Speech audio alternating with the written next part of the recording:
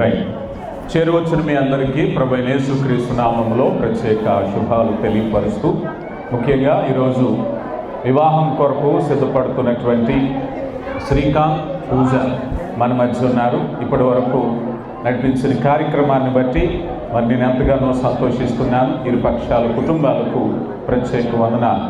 మొదటిగా మరి గురుపూడి యోహాన్, మరి హానూక్ గారు, అలాగే జ్యోతమ్మ, వారిరువురు నాకు అనేక సంవత్సరాల పరిచయం కలిగిన వారు.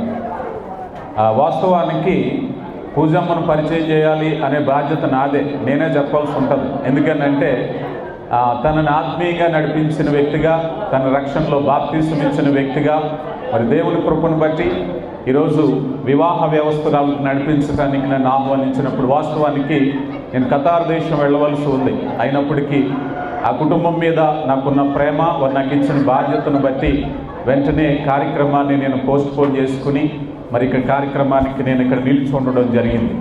ఈ సమయంలో వారి కొరకు వివాహాన్ని గురించిన కొన్ని మాటలు చెప్పడానికి, ఎందుకనంటే నిశ్చితార్థము అనేది దేవుని యొక్క గ్రంథంలో చాలా విలువైన అంశంగానే జోడించబడింది. బైబిల్ గ్రంథంలో 3 నిశ్చితార్థాలను మనం చూస్తాం. ఒకటి ఇస్సాకు, రిబ్కా నిశ్చితార్థం ఒకటి మనం చూస్తాం. అలాగే మరియా, యేసేపుల నిశ్చితార్థాన్ని మనం చూస్తాం. అలాగే సంఘముతో ప్రభువుకు ఉన్నటువంటి నిశ్చితార్థాన్ని చూస్తాం. నిశ్చితార్థ కార్యక్రమం అనేది బైబిల్లో పేర్కొనబడింది. నిశ్చితార్థం అనేది ఒక మాటలో చెప్పాలి అంటే ఎందుకు ఆవశ్యకత అనేది మనం ఆలోచన చేస్తే, వివాహము కొరకు వారు సిద్ధపాటు చేసుకోవడానికి, వివాహము కొరకు పరిశుద్ధపరచబడటానికి, వివాహము కొరకు నిరీక్షించడానికి విలువైన అంశాలు మనం చూస్తాం. ఈరోజు లోకంలో చూస్తే వివాహము లేకుండానే కలిసి జీవించే సాంప్రదాయాలు చాలా వచ్చాయి.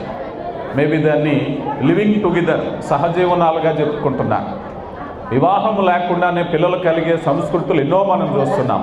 కానీ దేవుని వాక్యము వివాహాన్ని గురించి తెలియపరుస్తూ, వివాహము అన్ని విషయములలో ఘనమైనది అన్నారు. ఈ ఘనమైన వివాహానికి ప్రిపరేషన్, సిద్ధపాట్లు చేసేటువంటి ఒక చక్కని కార్యక్రమము మనం చూస్తూ ఉన్నాం. ఒకసారి వాక్యాన్ని మనం చూస్తే హోషియా గ్రంథము 2వ అధ్యాయము 19-20 వచనాలు చదువుతున్నాను. నీవు నిత్యము నాకుండునట్లు నేను నీతిని బట్టి తీర్పు తీర్చుట వలనను, దయాదాక్షణ్యములు చూపుట వలనను నిన్ను ప్రధానము చేసుకొందును. నీవు యెహోవా నెరుగునట్లు నేను నమ్మకమును బట్టి నిన్ను ప్రధానము చేసుకొందును. ఇక్కడ 2 మాటలు చూస్తున్నాం.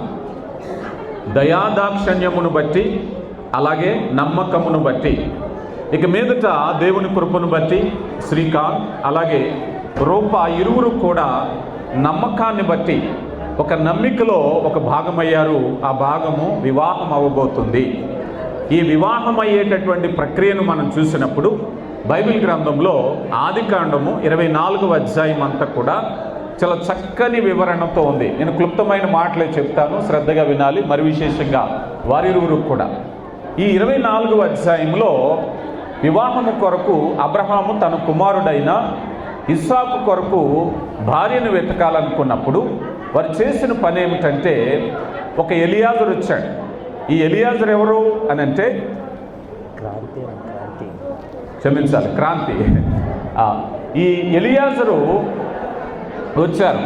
ఈరోజు వివాహ వ్యవస్థలో ఎలియాజరు వంటి పెద్ద మనుషులు ఉండాలి, ఎలియాజరు వంటి దైవజనులు ఉండాలి. ఎలియాజరు ప్రార్థించాడు, అయ్యా నా యజమాను కుమారుడికి భారీగా ఉండేటటువంటి వ్యక్తి కోసం ప్రార్థన చేశాడు. ప్రార్థన చేసినప్పుడు తను చేసిన పని ఏమిటయ్యా అంటే, ఆయన ఒక సూచన కొరకు కనిపెట్టుకున్నాడు. ఎవరైతే నాకు తాగటానికి నీళ్ళు ఇస్తారో, అంటే యెహోవా ఏర్పాటు చేసిన కార్యం ఇప్పుడు మనం చదువుకుంటున్నాం.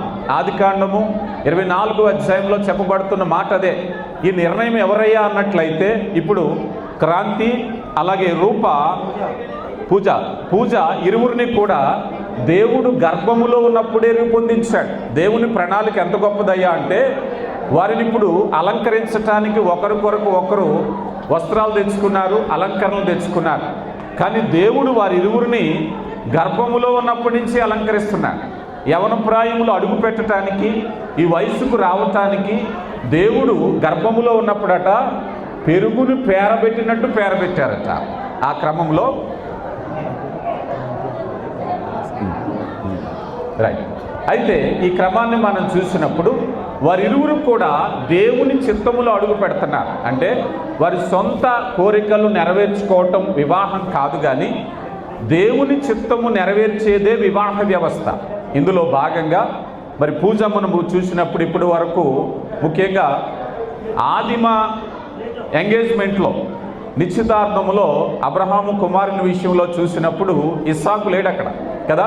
అయితే దేవుని కొన్ని ఆత్మీయ ఇస్సాకు మనకైతే ఇక్కడ ఉన్నారు, ఆశీర్వాదం. అయితే అక్కడ రిబ్కామును సిద్ధపాటు చేసేటప్పుడు చూసిన వెంటనే ఆమెకి ఎలియాజరు 2 బహుమానాలు ఇచ్చాడు. ఏమిటి? ఒక బంగారు కమ్మినిచ్చారు, 10 తులాల గాజులు ఇచ్చారు. ఈ 2 మాటలే చెప్తాను. ఎందుకనంటే పూజమ్మను వివాహానికి సిద్ధపాటు చేస్తున్నాం కనుక సాధారణంగా ఈ రోజుల్లో ఎవరైనా ముక్కుకి పొడక పెట్టుకుంటే కనిపించని విధంగా పెట్టుకుంటారు. కానీ ఇంచుమించుగా చాలా బరువైన కమ్మినిచ్చారు. ఎందుకనంటే స్త్రీ సిద్ధపాటు చేసేటప్పుడు, అలంకరించేటప్పుడు పరిశుద్ధ అలంకరణలు. పూజమ్మ ఆ కుటుంబంలో జ్ఞానవంతురాలుగా ఉండాలి, ఆశీర్వదింపబడిన వ్యక్తిగా ఉండాలి. అక్కడి నుంచి వెళ్ళేటప్పుడు వేవేల మందికి నువ్వు తెలివగదు అని తన సోదరులు దీవించారు. అలాగా తను ఆశీర్వదింపబడ్డానికి 2 విషయాలు ఏమిటాయా అంటే, ముక్కుబొడ గట్ట చాలా బరువుగా ఉంటే నోరు తెరవడానికి కష్టమట. 2 విషయాలు స్త్రీలు. అందుకని ముక్కుపొడక చాలా బరువు అయితే పెట్టుకుంటే మీరే ఊహించుకోండి, ఒక కాసు ఉంగరం పెట్టారనుకోండి ముక్కుపొడక కింద, మాట్లాడడం కష్టంగా ఉంటుంది. అందుకని తక్కువ మాట్లాడాలి, అనుకు మాట్లాడాలి. ఇప్పటి వరకు తల్లిదండ్రుల చాటు బిడ్డ తల్లిని తండ్రిని చనువు కొద్దీ మారం చేయొచ్చు, కానీ బాధ్యత కలిగిన స్థితిలోకి వెళుతుంది. బాధ్యతలు అనేటువంటిది. రెండవది 10 తులాలు గాజులు ఇచ్చాడటండి ఆయన. చేతులు కట్టేశాడు. ఇప్పుడు చేతులు ఏం చేయాలి? ఇప్పుడు సామెతల గ్రంథం 31వ అధ్యాయంలో మీరు చూస్తే 3-4 సార్లు చెప్పబడుతుంది. ఆమె తన చేతులతో, జ్ఞానవంతురాలు ఏం చేసిందండి? ఆమె తన చేతులతో వంట సిద్ధపాటు చేసింది, బతిమ ఏర్పాటు చేసింది. ఆమె చక్కని ప్రేమను భర్తకు అందించడానికి సిద్ధంగా ఉంది. కనుక దేవుని కృపను బట్టి ప్రియులరా, మరి ఆ బిడ్డ వివాహము కొరకు సిద్ధపడేటప్పుడు వారిరువురు కూడా పరిశుద్ధపరచబడటం మనం ఆలోచన చేసినట్లయితే, అక్కడి నుంచి వెళ్ళాక ఇస్సాకు ఎక్కడో ఉన్నాడు, పొలములో ధ్యానించడానికి వెళ్తున్నాడు. ప్రార్థన. అబ్రహాము ప్రార్థించాడు, ఎలియాజరు ప్రార్థించాడు, ఇస్సాకు ప్రార్థించాడు. ప్రార్థనా జీవితమే. అడుగుతున్నాడు తండ్రి, రెబెక్కమ్మ ఇదిగో నువ్వు వెళ్ళటానికి సిద్ధమేనా?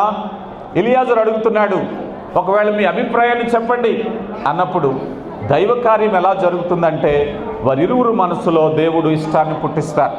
ఆ ఇష్టం అనేది వారి బ్రతుకు దినములన్నీ కూడా ఒకరికొకరు ఇష్టంగా ఉండాలి.